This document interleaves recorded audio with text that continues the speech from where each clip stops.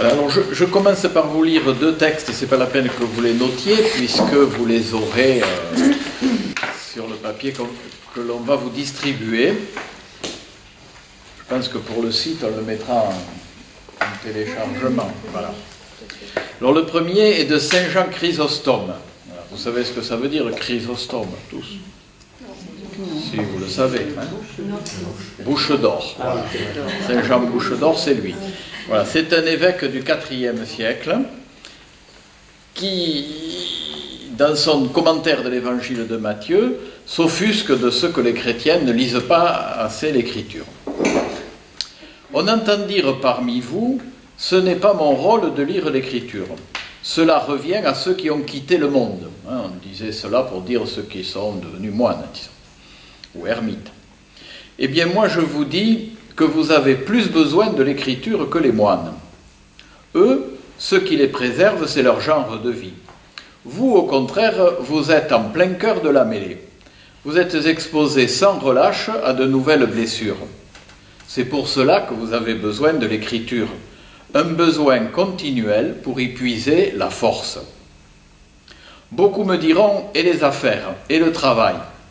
Beau prétexte en vérité. Vous discutez avec vos amis, vous allez au spectacle, vous regardez des rencontres sportives. Alors, dès qu'il s'agit de vie spirituelle, vous estimeriez que l'homme se trouve dans un domaine sans intérêt? Ah, j'oubliais. Il y a encore une autre excuse. Nous n'avons pas de livres. Ce qui, au IVe siècle, doit être plus vrai qu'aujourd'hui. Vous me permettrez d'en rire, dit-il. Bon, je ne sais pas pourquoi il en rit, mais je suppose qu'il doit penser que ces chrétiens ont des moyens d'accéder, sinon aux livres, du moins à la lecture publique de l'Écriture.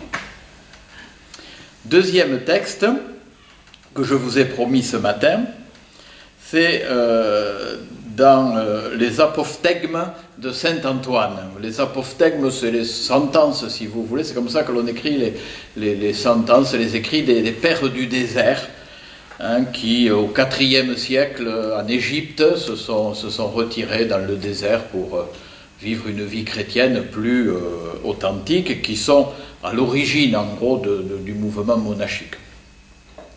Alors voilà ce que dit saint Antoine. Ce n'est pas de Padoue, hein, c'est le grand saint Antoine, donc du désert du IVe siècle.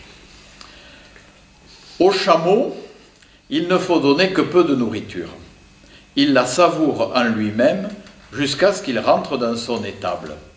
Il la fait remonter, la rumine, jusqu'à ce qu'elle entre dans ses os et dans ses chairs. Ressemblons au chameau. Voilà le modèle que je vous propose.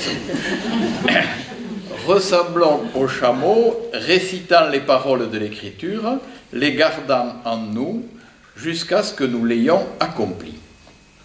Voilà. Donc deux textes qui vous encouragent, n'est-ce pas, dans le travail que vous avez commencé de lecture de l'Écriture.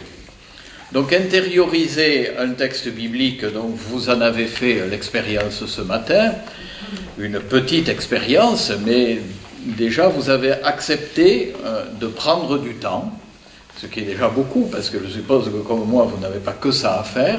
Vous avez accepté de prendre du temps, vous avez accepté de rentrer dans le silence que l'on vous a proposé, et donc déjà vous avez pu cueillir quelques fruits que l'on cueille quand on prend du temps dans le silence sur un texte biblique. J'espère que certains d'entre vous auront l'occasion de faire des récollections d'une journée ou deux, ou des retraites de 3 jours, de 5 jours, pourquoi pas de 30. Peut-être que ce n'est pas pour tout de suite. Mais voilà, si vous avez l'occasion, la possibilité d'entrer dans une retraite, eh bien vous verrez que, évidemment, on recueille plus de fruits quand on se donne davantage. Mais chacun doit donner ce qu'il peut, hein, et c'est déjà pas mal d'avoir donné cette matinée et cet après-midi. L'expérience de se laisser toucher par un texte biblique ne se limite pas à la lecture du texte biblique, vous le savez bien. Hein, il y a dans notre vie des événements, des rencontres qui nous touchent, et à travers lesquels le Christ vient à notre rencontre tout autant qu'à travers un texte biblique. Mais c'est souvent à travers le recul qu'on s'aperçoit davantage, on s'aperçoit mieux de ce qui s'est passé. Saint Bernard a écrit un texte dans lequel il dit « J'ai été visité par le Christ, par le Verbe, dit-il, mais je ne me suis jamais rendu compte du moment où il est entré en moi, je m'en suis rendu compte que lorsqu'il était sorti. » Voilà.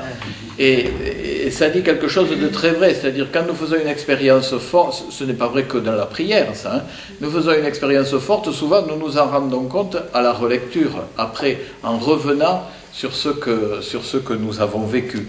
Et c'est là d'ailleurs que nous nous apercevons que nous n'avons pas en main toutes les ficelles, nous ne maîtrisons pas tout.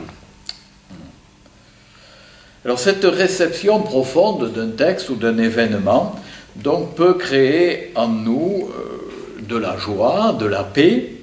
Elle peut être aussi remise en question profonde, hein, parce qu'il y a souvent à faire la vérité en nous. Et quelquefois, quand la parole de Dieu ou quand quelqu'un vient faire la vérité en nous, ça peut nous secouer, hein, quelque chose de possible. Mais c'est positif, parce qu'après nous en tirons un grand fruit. Nous pouvons désirer donc nous laisser toucher, nous laisser atteindre par la parole de Dieu. Nous ne pouvons jamais le provoquer de nos propres forces et même nous l'empêchons dans la mesure où nous voudrions trop maîtriser les choses. Vous voyez, l'attitude qu'on vous a proposée ce matin, c'est plutôt une attitude de lâcher, de vous rendre accueillant, de vous rendre silencieux, plutôt que de dire à toute force, il faut que je tire quelque chose de ce bout de verset que l'on m'a donné. Parce que si mon effort est mal orienté, c'est-à-dire si je veux maîtriser les choses, je me ferme plus que je ne m'ouvre. Si mon effort est bien orienté, c'est-à-dire orienté vers l'ouverture, l'accueil, plutôt que vers la maîtrise, alors je donne sans doute plus de chance au Seigneur de venir me rencontrer.